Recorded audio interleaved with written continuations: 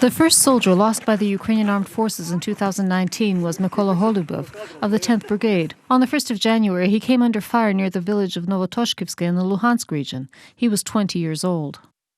On February 24th, just 4 days before his 32nd birthday, Boris Bordenyuk was killed by shrapnel as a result of a mine explosion. The native of the Zaporizhia region served in the 54th Brigade.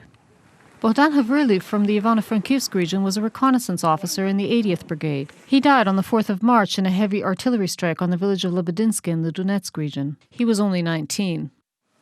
April was the deadliest month of 2019. 15 Ukrainian soldiers were lost.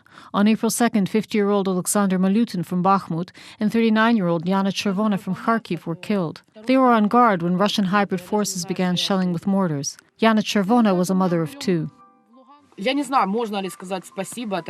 I'm not sure if I can thank this war. That's probably not the way to put it. But because of all this, we realized what Ukraine is. I learned the national anthem of Ukraine. I got my first floral wreath, my first vyshivankas, and I began talking to my children at home in Ukrainian. In May, there were 9 casualties. One of them was Yana Chervona's friend, 25-year-old Anton Bezverkhy from Kharkiv. He was shot by a sniper on May 14th. I'm hoping to inflict as much damage as possible on the enemy forces, to repel the enemy so they get out and stay out of our land.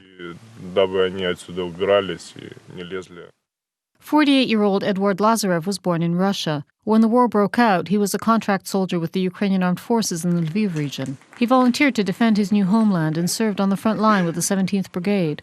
On June 4th, he was killed by an enemy missile. On the 1st of July, a medical vehicle evacuating a wounded soldier was hit by a missile launched by the militants.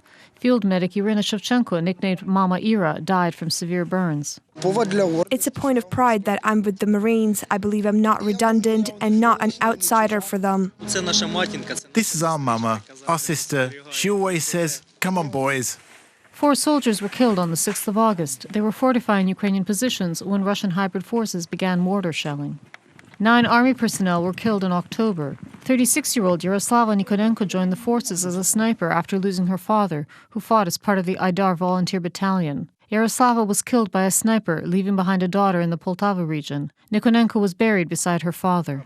6 military were killed in November. Among them was the commander of the 128th Brigade, Yevhen Korostelov, who had been on the front line since the beginning of the war. Doctors fought to save the life of the 41-year-old colonel for a week before he succumbed to his injuries. 9 Ukrainian army personnel were killed in December. 2 Special Forces soldiers of the Security Service of Ukraine were named Heroes of Ukraine posthumously. Reported by Anastasia Fetchenko for UATV.